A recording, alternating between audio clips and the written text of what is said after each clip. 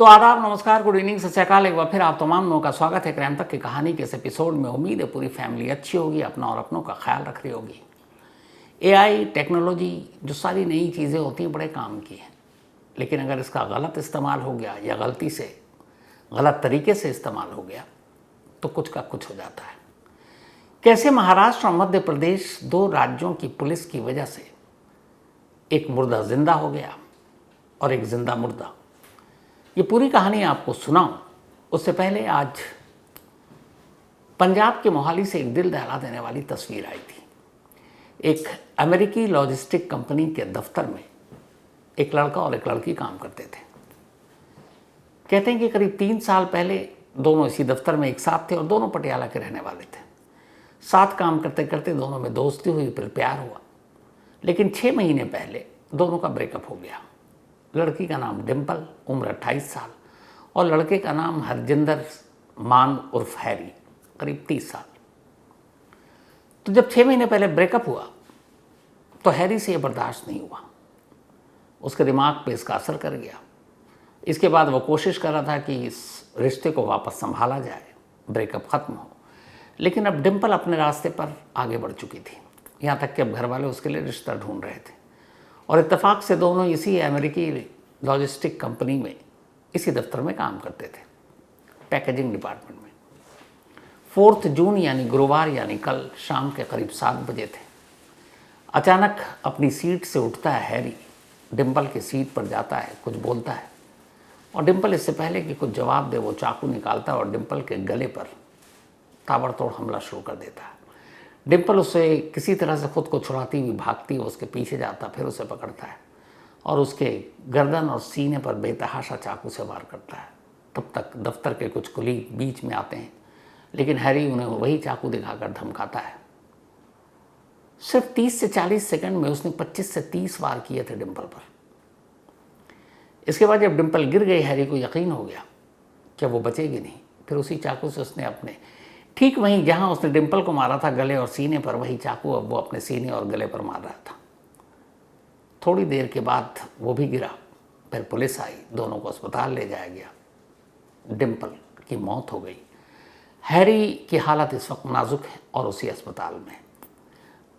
Mohali police के हिसाब से हैरी यहाँ अकेला रहता था। उसके पेरेंट्स, माँ बाप यूएस में हैं। उन्हें खबर दे दी गई है, अमेरिका से वापस लौट रहे हैं वो। पुलिस इंतज़ार कर रही है कि वो होश में आए, ठीक हो तो पूछताछ करें, लेकिन डॉक्टरों के हिसाब से उसकी हालत नाजुक है।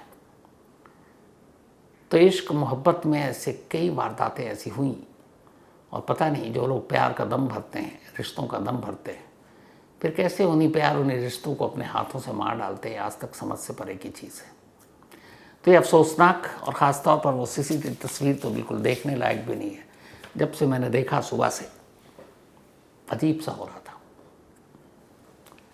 कई बार बहुत सारी तस्वीरें बहुत ज़्यादा बेचैन कर देती हैं, उनमें से एक ये थी। अब आते हैं आज की कहानी के ऊपर। एआई यानी आर्टिफिशियल इंटेलिजेंस जगह जगह इस्तेमाल हो रहा है आजकल इसका। 26 अप्रैल की बात है, महाराष्ट्र के अमरावती के बुल्ढाना इलाके में एक शख्स को एक लाश मिलती है। थोड़ी सी वो लाश जली हुई थी, लाश का सिर गायब। वो शख्स फौरन पुलिस को खबर देता है। पुलिस मौके पर पहुंचती है, देखती है लाश को जलाने की कोशिश की गई, लेकिन सर गायब है तो चेहरा तो है नहीं।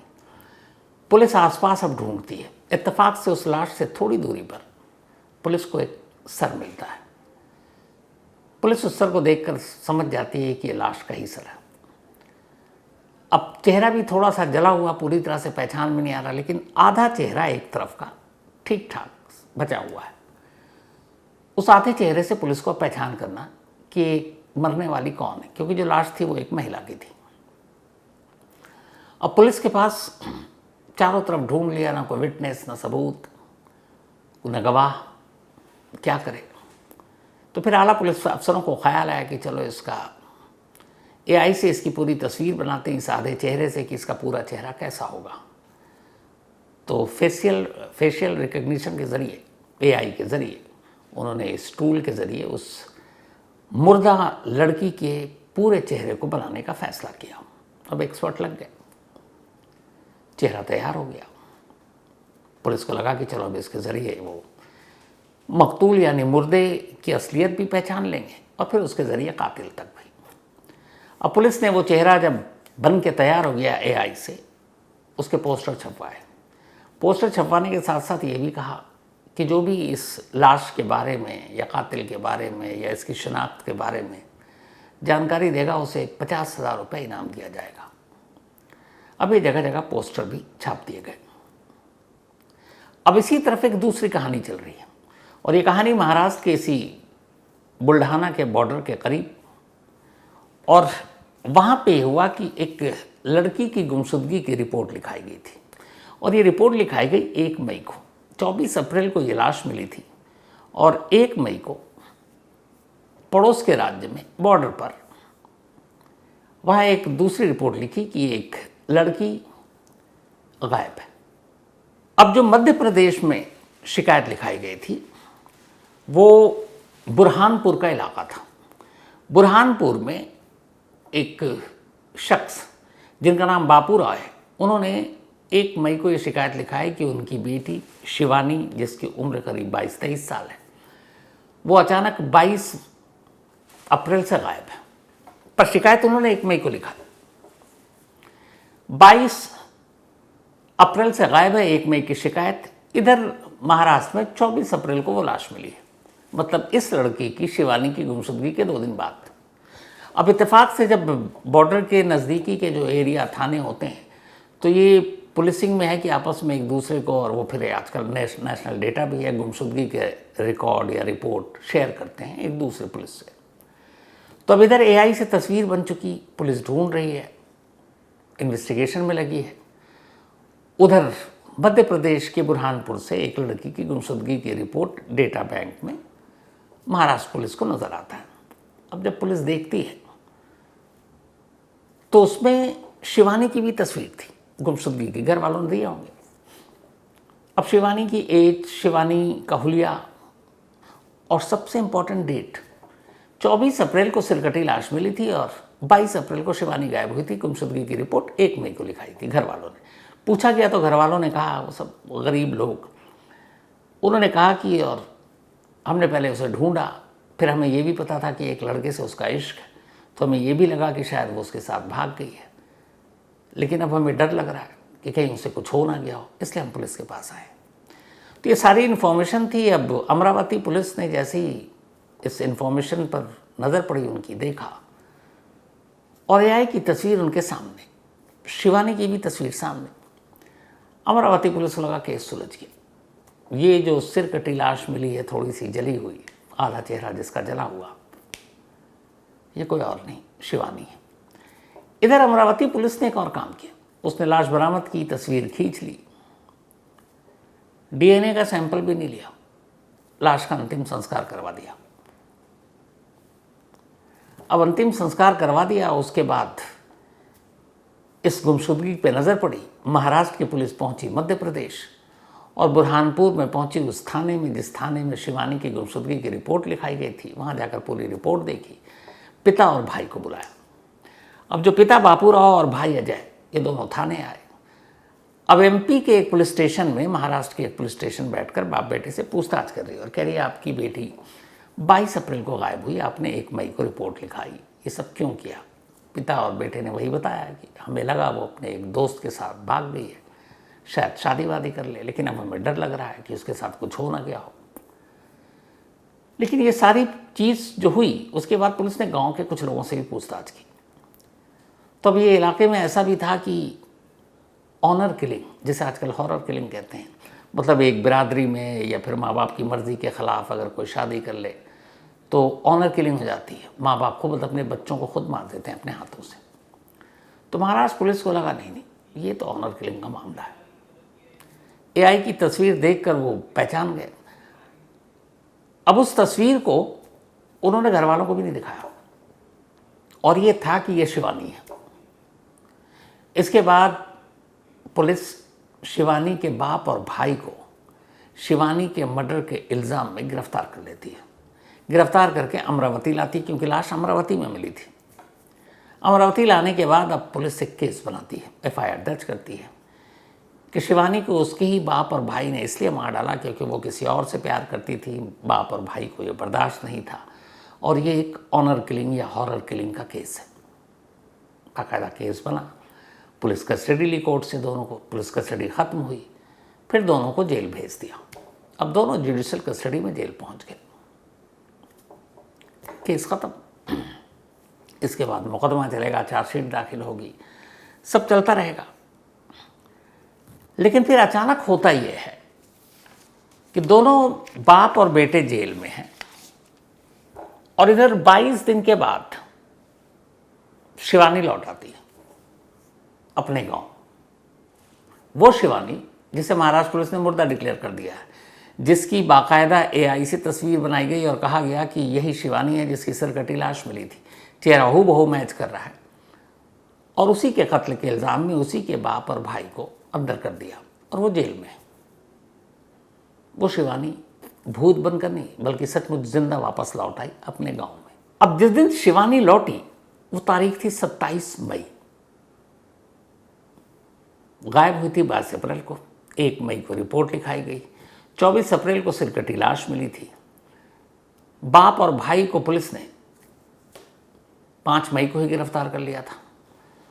तो बाप और भाई की गिरफ्तारी के 22 दिन के बाद 27 मई को शिवानी अपने गांव लौट आती है। अब जब गांव वाले उसे देखते हैं तो हैरान, क्योंकि पूरे गांव को पता था कि उसी के कत्ल के इल्ज़ाम में उसके बाप और भाई को पुलिस पकड़ कर ले गई और वो जेल में है। कुछ तो घबराए डरे कि ये तो भूत प्रेत तो नहीं है, लेकिन फिर उसने बताया कि नहीं भैया मैं शिवानी हूँ। तो पूछा गया तुम कहाँ थी? तो उसने बताया कि मैं एक लड़के से प्यार करती थी, उसी के साथ भाग गई थी और उसी के साथ रह रही थी। लेकिन तभी उसी लड़के के एक जानकार ने उसे गांव से बताया कि यहाँ तो शिवानी का कत्ल हो गया है और महाराष्ट्र की पुलिस आई और शिवानी के बाप और भाई को उठाकर ले गई है और उनके कत्ल का इल्ज़ाम उन दोनों पर है। अब उस लड़के ने शिवानी को यह बात बताई कि तुम्हारा कत्ल हो चुका, तुम्हारे बाप भाई जेल में है। अब बेटी तो बेटी ठहरी, उसे लगा कि जब वो जिंदा है, उसके पिता भाई कसूर है, तो जेल में कैसे हो सकते। तब उसने फैसला किया लौटने का और वो गांव लौट आई है। सबसे पहले वो बुरहानपुर थाने पहुंचती है, उसी मध्य प्रदेश में, जहां उसके पिता ने गुमशुदगी की रिपोर्ट लिखाई और जहां से महाराष्ट्र की पुलिस उन दोनों को गिरफ्तार करके ले गई। अब वहां पहुंचकर कहती है कि मेरा नाम शिवानी है, शिवानी कामेकर, और मैं वो लड़की हूँ जिसके कत्ल के इल्ज़ाम में जिसके पिता और भाई को पुलिस ले जा चुकी है और वो जेल में है। अब बुरहानपुर पुलिस भी हैरान परेशान कि ये क्या मामला है। महाराष्ट्र पुलिस तो दावे से आई, एआई की तस्वीर दिखाई, तस्वीर भी हूबहू मिल रही है। फ़ौरन उन्होंने कहा ठीक है अमरावती पुलिस से बात करते हैं। अब पुलिस की एक टीम उनको लेकर फिर बुल्ढाना पहुंची, महाराष्ट्र, जिस थाने में ये केस दर्ज था, जिस थाने के तहत वो बॉडी मिली थी लावारिस। अब वहाँ जब पहुंची और थाने में जाकर शिवानी खड़ी हुई और कहती मेरा नाम शिवानी है जिसके कत्ल के इल्ज़ाम में मेरे बाप और भाई को आपने अंदर कर रखा है, मैं जिंदा हूँ। अब उनके चौंकने की बारी थी। फ़ौरन सीनियर अफसरों को खबर दी गई, एसपी एसएसपी सब पहुँचे। अब उन्हें लगा कि ये कैसे हो सकता है, पहले ही चोट खाए हुए थे। उन्होंने कहा ना इस बार पे तो भरोसा करेंगे नहीं। अब उन्होंने उसके थंब इम्प्रेशन, उसके आधार कार्ड, उसके दस्तावेज जो भी थे, पहले वो सारे गांव से इकट्ठा किया। गांव के चश्मदीदों को बुलाया, दूर के रिश्तेदारों को बुलाया, नज़दीक के रिश्तेदारों को बुलाया, पड़ोसियों को बुलाया और बोला भैया पहचानो, क्या ये वही है अजय की बहन और जिसके बाप और भाई को हमने जेल में डाला जिसके कत्ल के इल्ज़ाम में? सभी ने कहा यही है। फिर उसके जो डॉक्यूमेंट्स थे उसके आधार पर पता चल गया कि तो सच कह रही है, शिवानी है। अब पुलिस क्या करे? पुलिस को गलती का एहसास हुआ और सबसे बड़ी गलती ये थी कि उस एआई टूल से जिससे तस्वीर बनाई उसने तस्वीर ही गलत बना दी। उस तस्वीर में आधे चेहरे के हिसाब से बाकी का चेहरा बना दिया शिवानी का, और बदनसीबी ये कि उसी दौरान शिवानी गायब हो गई। तो उनके पास एक मोटिव भी था। अब खैर क्या करे, जो जिंदा है उसके कत्ल के इल्ज़ाम में कैसे कोई जेल में रह सकता है। पुलिस ने फ़ौरन अपनी एक रिपोर्ट बनाई। इसके बाद वो अदालत में भेजा गया। अदालत में जाने के बाद 24 दिन तक जेल में बिना किसी जुर्म के रहने के बाद शिवानी के पिता और भाई दोनों जेल से बाहर निकले। 24 दिन उन्होंने यूं ही जेल में निकाल दिए अपनी उस बेटी और बहन के कत्ल के लिए जो जिंदा थी। अब वो तो निकल गई शिवानी अपने बाप और भाई को जेल से निकाल कर। अब बुल्ढाना पुलिस की टेंशन ये कि फिर जो जली हुई लाश मिली जिसका सर कटा हुआ और चेहरा एआई ने कुछ और बना दिया, वो कौन है? अब इसके लिए ऊपर आला अफसरों तक, अमरावती रेंज के जो टॉप पुलिस ऑफिशियल हैं उन तक बात पहुंची। बात बड़ी अजीब थी, क्योंकि ये जांच में एक लापरवाही थी, बिना किसी सबूत, बिना किसी नतीजे, और फिर जिस लाश को जलाई आपने उसका डीएनए तक का वेट नहीं किया और आपने किसी और को, बेचारे को, बेकसूर को उठा लिया। तो फिलहाल कहानी का क्लाइमेक्स ये है कि अभी भी बुल्ढाना पुलिस या अमरावती पुलिस ये पता नहीं कर पाई है कि जो लाश 24 अप्रैल को मिली थी वो किस लड़की की है। आसपास के सारे मिसिंग रिपोर्ट भी अब देख रहे हैं बड़े तसल्ली और अब तो संभल कर, लेकिन उस कत्ल का राज छोड़िए खुलना, अभी मरने वाली कौन है उसकी शिनाख्त भी नहीं हो पाई है। तो ये थी आज की कहानी। अब आपसे मुलाकात होगी कल रात 9 बजे किसी नई कहानी के साथ। तब तक अपना और अपनों का ख्याल रखिएगा। Thank you very much.